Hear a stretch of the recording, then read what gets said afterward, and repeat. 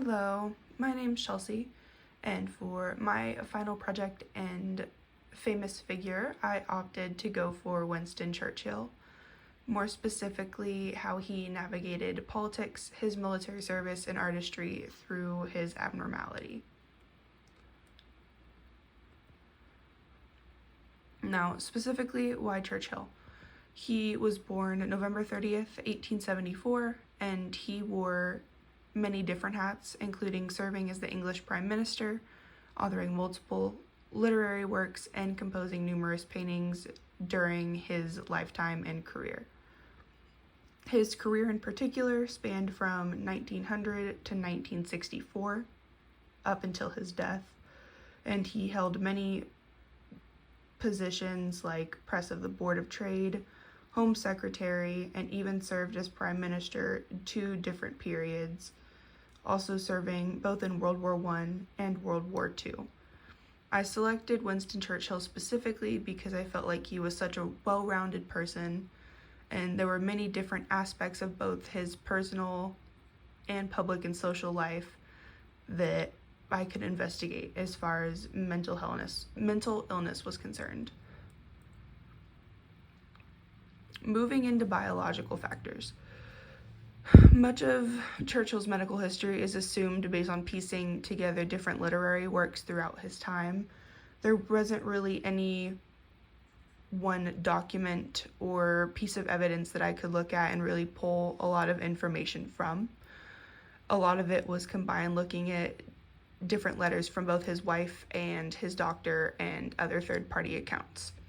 One of the biggest things that jumped out to me was that it was assumed he may have suffered from a cerebrovascular disease. That type of disease can definitely attribute to different changes in brain function as well as emotional regularities.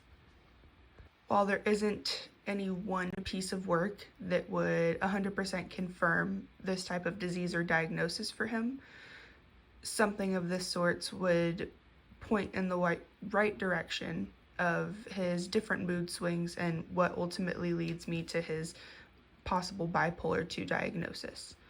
It's also rumored that his parents were suspected of dealing with their own abnormal mental health concerns. There isn't a lot of research out there regarding his mother and his father specifically.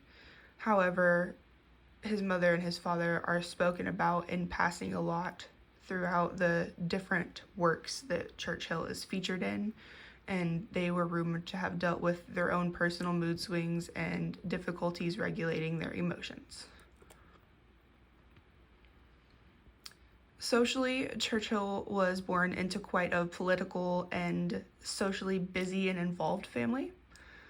His parents kept him at a great distance emotionally, though. He was very much a boarding school kid. He grew up like I think a lot of children did in that period who were born into very socially involved families.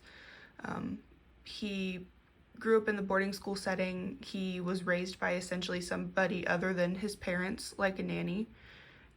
And I think that had a lot to do with his emotional dysregulation because Churchill was quite an emotional kid.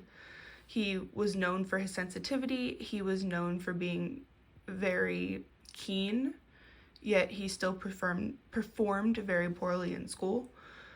He loved English and he loved history, which I thought was really cool to come across because it practically sets up the tone for who he becomes as a person and the type of role he plays throughout his life and his career. I think it also goes to show how he navigated his abnormality or his mental health so well while still balancing his personal life and his career as he gets older. I think his lack of emotional needs being met as a child definitely plays into his inability to balance out and control his emotions and his mood swings as he gets older. I think one of the biggest areas of information that I missed regarding Churchill, and a lot of information that I didn't have a lot to go off of, was honestly regarding his younger years.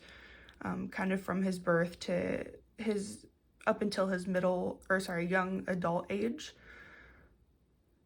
A lot of the majority information known on Churchill is often pulled from his own personal journals or correspondence with other people, or even third-party accounts of his behavior. So I think a lot of that missing information is just simply due to the fact that people didn't know to leave notes on him. People weren't walking around, writing essays or leaving personal journals on the whereabouts of a middle schooler or an elementary schooler. And of course it becomes different once they're older, or he becomes a more prominent political figure. But in terms of having third-party accounts or having that additional information in other areas or perspectives from other people, that was one of the biggest details that I was missing in regards to information on him and understanding how to process his possible mental disorders and how he went about his mental health.